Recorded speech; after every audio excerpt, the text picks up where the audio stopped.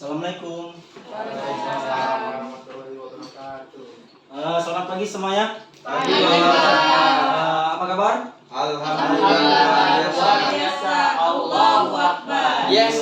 Sebelum kita memasuki pelajaran pada pagi hari ini, kita baiknya berdoa karena kebudayaan kita sebelum memulai sesuatu itu harus berdoa agar bermanfaat ya. Silakan dipimpin oleh ketua kelas. Ya, terima kasih kepada ketua kelas telah memimpin doa pada pagi hari ini. Sebelum kita memasuki materi mengenai proses Islamisasi di Nusantara itu, Bapak akan menayangkan sebuah foto. Tolong operator. Ini terdapat 3 foto. Yang 3 foto tersebut ini apakah ada dari anak-anak semua yang ingin sedikit menjelaskan apa makna yang tersirat yang ada di dalam foto tersebut? Belajar, Pak. Oke, belajar. Nak Indah, selanjutnya nak apa? Rumah. Oke. Jadi Bapak sedikit jelaskan mengenai 3 ini berkaitan dengan materi kita pada pagi hari ini. Yang pertama orang tentang perdagangan. Yang kedua ini seperti orang mengaji ataupun di padepokan. Dan yang ketiga itu merupakan suatu kampung yang berada di tempat kita di Palembang, yaitu tepatnya di 13 Ulu Al-Munawar atau kita sebut dengan Kampung Arab. Jadi 3 foto ini sangat berkaitan erat dengan proses Islamisasi di Nusantara, dan kita juga bisa mengaitkannya dengan tempat kita di Palembang karena sejatinya sejarah itu tidak usah jauh-jauh dulu belajar. Sejatinya kita harus mengenal sejarah yang ada di sekitar kita, yaitu salah satunya Kampung Arab yang ada di 13 Ulu. Kalau kalian bisa cari di Google Maps banyak sejarahnya. Selanjutnya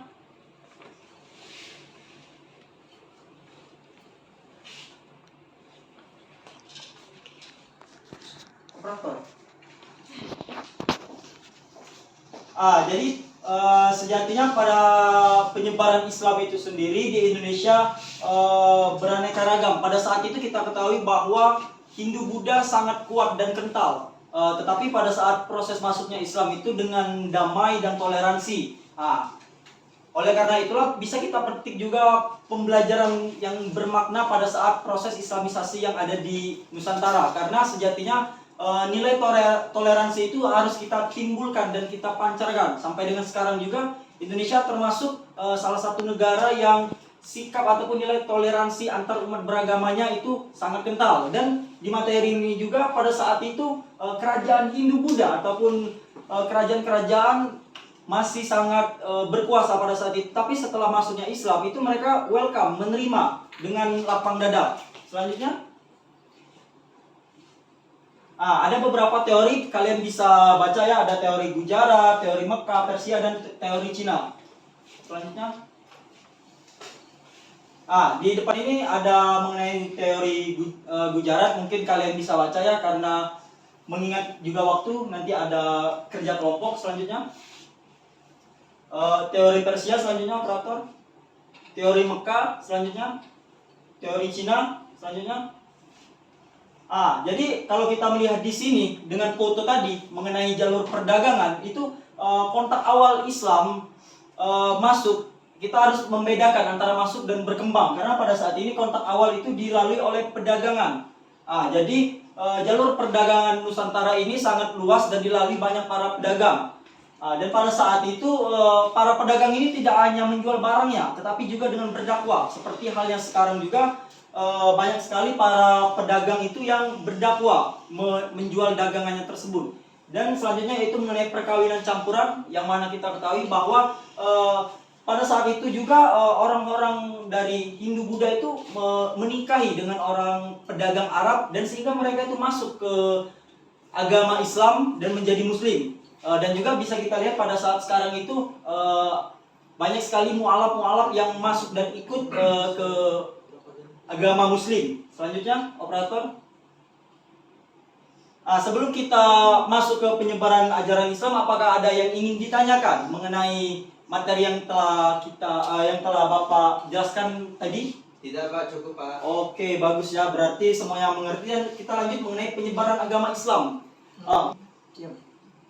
Penyebaran agama Islam ini ulama dan tokoh-tokoh sufi. Kalau kita yang Bapak bilang tadi, kita tuh tidak perlu menjauh mengetahui sejarah yang ada di luar pulau kita. Kita bisa melihat bahwa banyak sekali tokoh-tokoh Islam yang ada di Palembang terutama, seperti Kiai Morogan ataupun lain sebagainya. Dan juga kalau di daerah Oganilir itu ada sufi yang bernama Sayyid.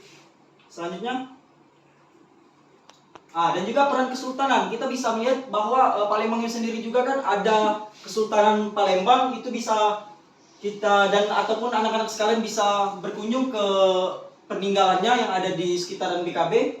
Selanjutnya, dan juga dinamika penyebaran Islam, yang mana di sini penyebaran Islam itu tidak seluruh wilayah, karena mereka itu melalui pesisir. Kalau kita lihat dan kaitkan dengan foto yang ada di Kampung Arab itu, para pedagang itu di pesisir dan baru mulai ke tengah-tengah pada saat itu wilayah. Selanjutnya yaitu sehingga pada saat itu masuknya Islam itu mengubah banyaknya aspek. Tapi Islam itu hebatnya, kalau kita lihat juga dan kita kaitkan, Islam itu tidak menghilangkan budaya-budaya. Kalau kita kaitkan dengan sekarang, kalau kalian melihat di kuburan-kuburan itu sebenarnya bukan budaya Islam asli, makam itu, tapi melainkan budaya Hindu-Buddha. Tapi oleh karena nilai toleransi agama kita, ajaran Islam itu sangat kental, jadi itu adanya adopsi, akulturasi seperti pembelajaran yang sebelumnya itu. Selanjutnya, apakah ada yang ingin ditanyakan setelah pembelajaran kita?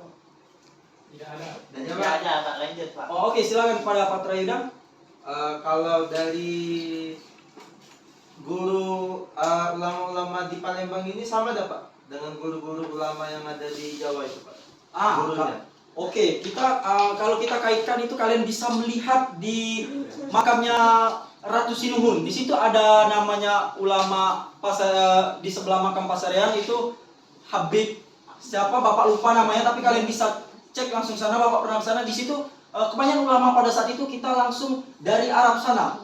Di Arab, oleh karena itulah banyak keturunan Habib-Habib itu kan darah-darah Arab. Gitu, kalau kita melihat ke langsung itu ada peninggalannya. Apakah ada yang ingin ditanyakan lagi? Cukup Pak. Oke, terima kasih. Jika tidak ada yang ingin ditanyakan, kita lanjut ke kelompok. Coba operator digeser lagi slide-nya. Jadi kita berbagi kelompok. Untuk kelompok ini Bapak bebaskan, karena Bapak menginginkan kalian mandiri, mandiri dan juga saling berkolaborasi, karena mengingat kurikulum sekarang ini kan harus berkolaborasi, sehingga Bapak bebaskan untuk memilih kelompok. Tetapi di sini untuk sekelas itu dibagi menjadi 4 kelompok, bisa dibaca materi yang dibagikan untuk kelompok. Bisa dipahami? Bisa Pak. Oke, terima kasih Bapak. Tunggu ya dalam waktu 30 menit untuk pekerjaannya. Apakah ada yang kurang jelas mengenai pekerjaan kelompok masing-masing? Apakah ada kendala? Tidak Pak, aman. Oke, Bapak tunggu ya, waktu sekitaran 5 menit lagi. Oke, waktu telah habis untuk kelompok. Dipersilakan presentasi, tetapi mengingat pada bahwa kita ini bermusyawarah. Jadi Bapak tidak mau memilih siapa yang maju, tapi silakan kalian bermusyawarah sendiri siapa yang maju kelompok pertama dulu. Oke, kelompok 2 ya berarti. Ya, terima kasih kepada kelompok 2, kita beri plus. Selanjutnya kelompok berapa? 4. Silakan pada kelompok 4 untuk mempresentasikan hasilnya. Ya, terima kasih kepada kelompok 4.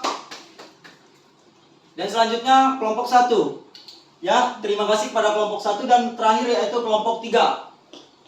Oke, dari banyaknya teman-teman kalian yang telah mempresentasikan, apakah ada yang ingin ditanyakan